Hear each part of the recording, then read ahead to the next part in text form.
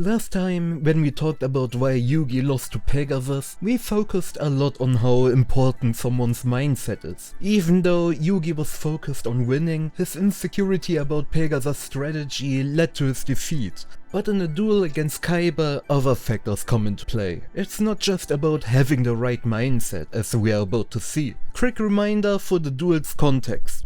Kaiba had just woken up from his coma Yugi put him in, and found out Pegasus had kidnapped Mukuba in order to take over Kaiba Corp. Kaiba immediately sets off for Duelist Kingdom, tearing through his former bodyguards with a bloodthirsty aura and heading straight for Pegasus.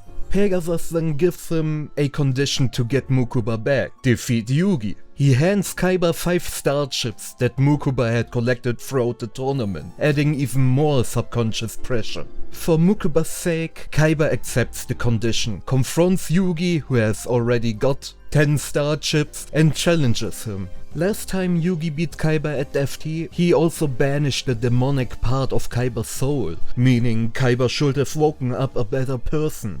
Jonochi doesn't see that at all and immediately accuses Kaiba of teaming up with Pegasus. But Yugi sees something different in Kaiba. He knows Kaiba isn't there out of malice, quite the opposite. Both we and Yugi can see it in his eyes. Kaiba's soul is burning to win this duel. Not out of pride or ego, but for a deeper reason Yugi doesn't fully understand yet. But we already know, it's all for Mukuba. Before the duel begins, we get a moment inside Kaiba's mind.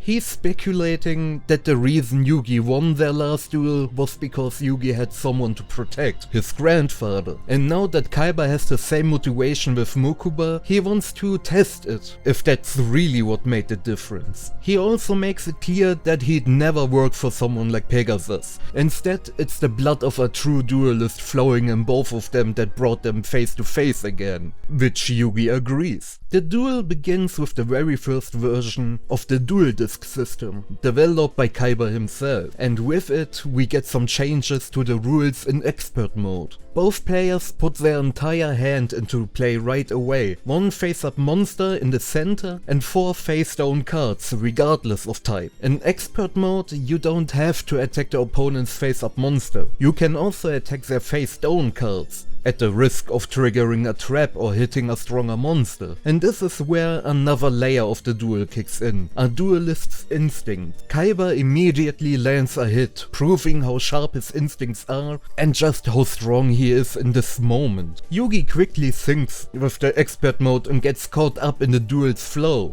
and that right there is the core part of this entire match, truly living for the duel itself, not using it as a means to an end. But we'll come back to that. Kaiba talks about how both he and Yugi share the same goal, to defeat Pegasus. But Kaiba argues that in order for that to happen, Yugi has to lose this duel. The key to victory, according to Kaiba, is the duel disc. He doesn't fully understand how Pegasus reads minds, but he knows it's happening. So he developed the duel disc, a system using solid vision to block both the body and the mind, while also letting them duel from a greater distance, hopefully outside Pegasus' range. A clever plan, considering he doesn't know the full truth about the Millennium Eye. But Yugi's response makes the theme of the duel clear. Save the boasting for after you beat me, continue the duel. Even though Kaiba's spirit is in the duel, his mind and heart aren't. His thoughts are on Pegasus and his heart is with Mukuba. Yugi, on the other hand, is fully locked into the duel.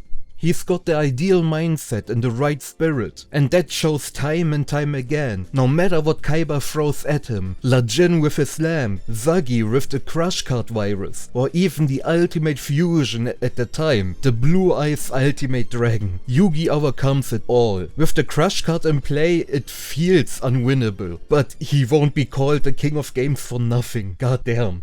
As the duel goes on, Kaiba slowly brings both his heart and mind into it as well. Deep down, he is still a true duelist, but he can't block out everything else. At one point, he hesitates to attack one of Yugi's face-down cards with his Ultimate Dragon, and that move would have won him the duel. Yugi, for his part, almost gave up when he saw the dragon, but the bond with his friends gave him the strength to keep going, and that's something Kaiba is still missing. He thinks it's enough to fight for someone, but it's just as important to fight with someone at your side. That's another variable that led to Kaiba's defeat. If he had friends backing him, or even just Mukuba there to reinforce his resolve, he probably wouldn't have made that mistake and won.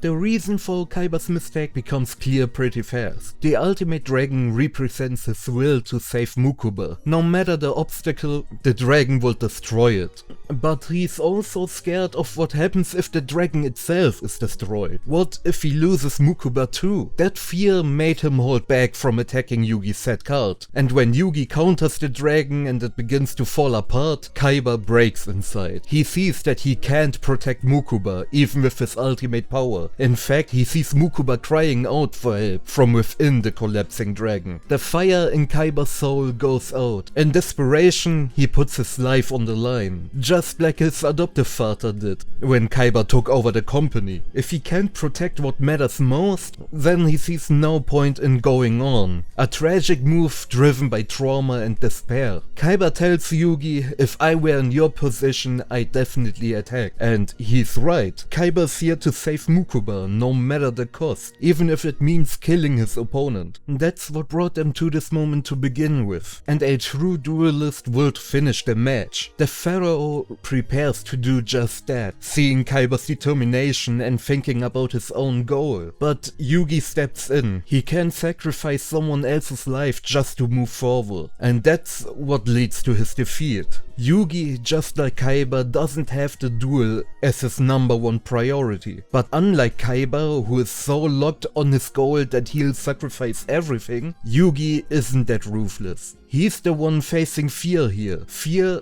that Kaiba simply doesn't have. In terms of mindset, spirit and heart, Artem was at the top of his game in this duel. Kaiba fell short in some areas. He couldn't give himself fully to the duel or to forming bonds. And that's why he was in a losing position. But Kaiba's willpower and single-minded drive became a huge obstacle for Yugi, who in this matchup was the weakest of the three. He couldn't give 100% to the duel or his mission, and that's what ultimately caused his loss.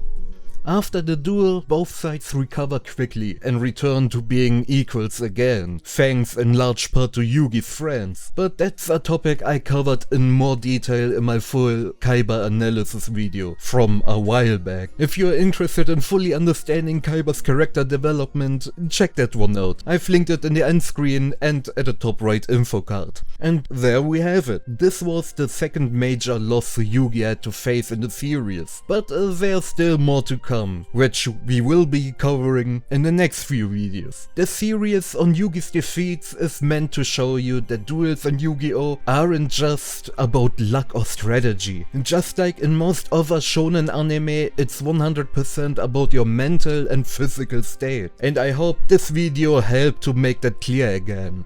I hope to see you again when we break down Yugi's next loss, so make sure to subscribe if you haven't already. And if you enjoyed this breakdown, leave a like and drop a comment sharing your thoughts on this duel. That's it for the video. See you next time. UTS.